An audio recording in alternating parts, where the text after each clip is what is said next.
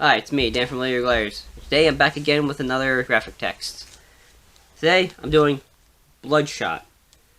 Now, the thing is, some of you may know Bloodshot from the movie with Vin Diesel. Note, it's not that movie. Alright, the movie's terrible. So Bloodshot, basically in the comics, is the story of a guy. We don't know his actual name. He's had many different names. In one, like, he's a hitman. One, he's a special ops forces. It's very difficult to explain. But the basic story is this: is that Bloodshot was working for a group called Project Rising Spirit, or as they call them, PRS. He worked with them, alright, and he was created with these nanobots, or nanites as they call them, that it causes him to have a different appearance. He tends to have gray skin with red eyes and a big red mark on his chest, like a big red dot. The nanites allow him to heal from injuries, change his appearance so he can disguise himself as pretty much anyone, and allows him to hack machines. Now, it should be known that his nanites are not infinite. He doesn't have an infinite amount of nanites. He has to replenish them every once in a while by consuming protein. There's actually a scene in one of the issues where he eats an entire cow.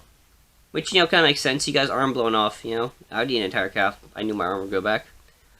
But that's not the point. That was just a thing that I thought was kind of funny. So Bloodshot is a secret agent. He eventually goes rogue when he discovers that what he's been doing is not what he believed. Turns out the thing is they kept erasing his memory and filling it with new ones with different information so he would complete the tasks that he was doing. And we eventually learn the thing is that what he was doing is not what he was being told to either. The person who was the scientist who gave him the nanites had a change of consciousness when he figured out what Project Rising Spirit was doing.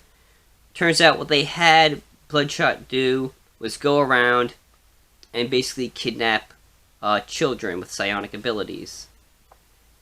Bloodshot, finding out about this, wants to try and make amends with that and find out who he truly is while taking down Project Rising Spirit in the process. So, it's basically a very interesting story, especially about Bloodshot, about who he is, because we're never actually told who he truly is, or at least not yet in the series as far as I know. Alright, he has many different identities that he believes to be true, and is trying to follow each lead to figure out who he is. There's actually one where he visits the parents that he believed were his. Turns out, their kid died years ago. He just has the memories of them. Honestly, Bloodshot is probably one of the most interesting comic book characters I've written, and Valiant is probably a very interesting comic book company, because they don't do superheroes, honestly. They just do, people with extraordinary abilities living out their lives and fighting different evils.